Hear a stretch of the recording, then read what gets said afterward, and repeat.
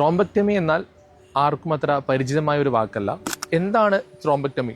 ലളിതമായി പറഞ്ഞാൽ സ്ട്രോക്ക് വരുമ്പോൾ ഒരു വ്യക്തിയുടെ മസ്തിഷ്കത്തിലെ രക്തക്കൊള്ളുകളിൽ ചെറിയ ക്ലോട്ട് രൂപപ്പെടുന്നു. അത്തരത്തിലുള്ള ക്ലോട്ടിനെ ഒരു കത്തീറ്റർ, നമ്മുടെ തുടയിലെ രക്തക്കൊള്ളു വഴിയോ അല്ലെങ്കിൽ കയ്യിലെ രക്തക്കൊള്ളു വഴിയോ ഒരു കത്തീറ്റർ പാസ് ചെയ്തിട്ട് ഈ രക്തക്കട്ടയെ അഥവാ ഈ ക്ലോട്ടിനെ എടുത്തു കളയുന്ന രീതിയാണ് ത്രോംബക്ടമി. അപ്പോൾ ആർക്കൊക്കെ ത്രോംബക്ടമി ചെയ്യാം? എല്ലാ സ്ട്രോക്ക് രോഗികൾക്കും ത്രോംബക്ടമി പറ്റുമോ? അതിന്റെ ഉത്തരം ഇല്ല എന്നാണ്.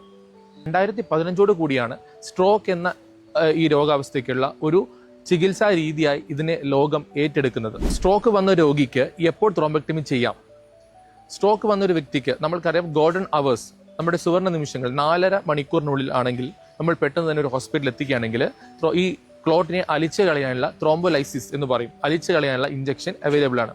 അത്തരം ഇഞ്ചക്ഷൻ കൊടുത്ത് ത്രോംബോലൈസിസ് ചെയ്ത് വീണ്ടും ഒരു ഇമേജിങ് ചെയ്യുമ്പോൾ, ഒരു ആൻജിയോഗ്രാം ചെയ്യുമ്പോൾ അവിടെ ക്ലോട്ട് കാണുകയാണെങ്കിൽ, അതായത് ലാർജ് വെസൽ, വലിയ രക്തക്കൊള്ളുകൾ മാത്രം ക്ലോട്ട് കാണുകയാണെങ്കിൽ രോഗിയെ നമ്മൾക്ക് ത്രോംബക്ടമിക്ക് വിധേയമാക്കാം. മുന്നേ നമ്മൾ 6 മണിക്കൂർ വരെയാണ് ത്രോംബക്ടമി ചെയ്തുകൊണ്ടിരുന്നത്. എന്നാൽ ഇപ്പോൾ ഉള്ള പഠനങ്ങൾ പറയുന്നത് നമ്മൾക്ക് 24 മണിക്കൂർ വരെ ത്രോംബക്ടമി ചെയ്യാമെന്നാണ്.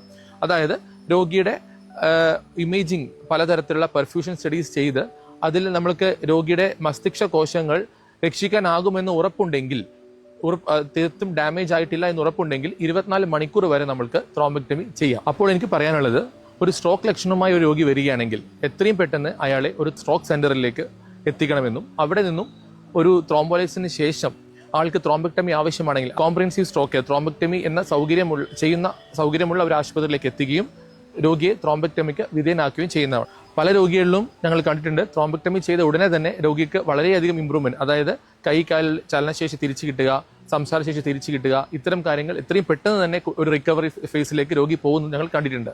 അതിനാൽ തന്നെ ത്രോംബക്ടമി ഒരു സേഫ് പ്രൊസീജിയറാണ്. നിങ്ങൾക്ക് ത്രോംബക്ടമി ആവശ്യമുണ്ട് എന്ന് തീരുമാനിച്ചാൽ ഉടൻ തന്നെ അടുത്തുള്ള ഒരു സ്ട്രോക്ക് സെന്ററിൽ പോയി ത്രോംബക്ടമി സൗകര്യമുള്ള സ്ഥലത്ത് പോയി ത്രോംബക്ടമി എന്തുകൊണ്ടും ചെയ്യേണ്ടതാണ്. ഇതുവഴി ഒരു ഏർലി റിക്കവറി നിങ്ങൾക്ക് സാധ്യമാകുന്നതാണ്.